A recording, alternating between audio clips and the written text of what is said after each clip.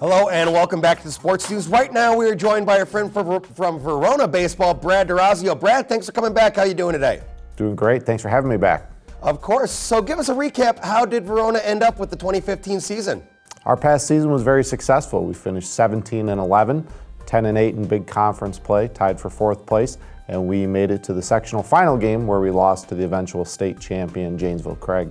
Wow, Janesville Craig had a monster team this year too, being able to go up against them.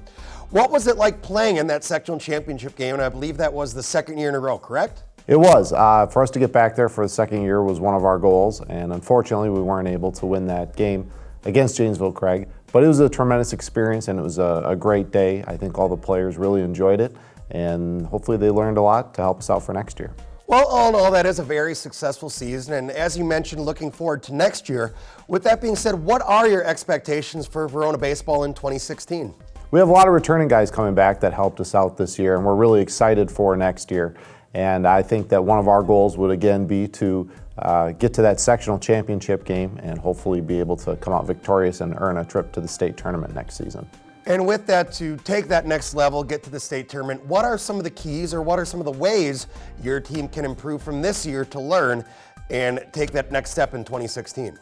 We're going to rely on a lot of the guys that we relied on this year and have a few guys that didn't play key factors step up next season. And I think one of the keys is going to be consistent hitting, which was troublesome for us a little bit this year in the championship game against Janesville Craig, and continuing to pitch well and continuing to play good defense. So if we can continue to improve on hitting and be a little bit more consistent, hopefully we'll be able to get over the hump next year. And as you mentioned, you're going to be depending on a lot of returning players. Now, with some of those players from your team, did we have anyone that was able to win maybe some conference honors, some state honors, some things like that this season? Absolutely. We had 4 players recognized that are in Big 8 conference honors. Our junior catcher, Ben Rortvedt, was named first team all-conference. Our junior pitcher, Keaton Knipple, was also named first team all-conference. Our freshman third baseman, Stephen Lund, was named second team all-conference.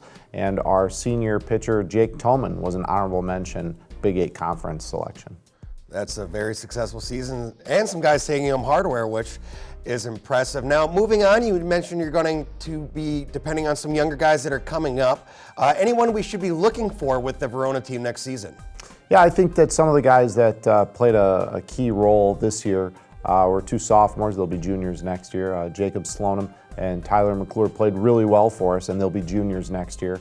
And another guy that came in and pitched in the championship game was a sophomore, Brad Laufenberg, and he'll be a junior next year too. So hopefully they'll be able to learn from their sophomore seasons and come back and contribute even more next year. Fantastic. Well, Brad, thank you for coming back to the Sports News today. Thank you very much for having me.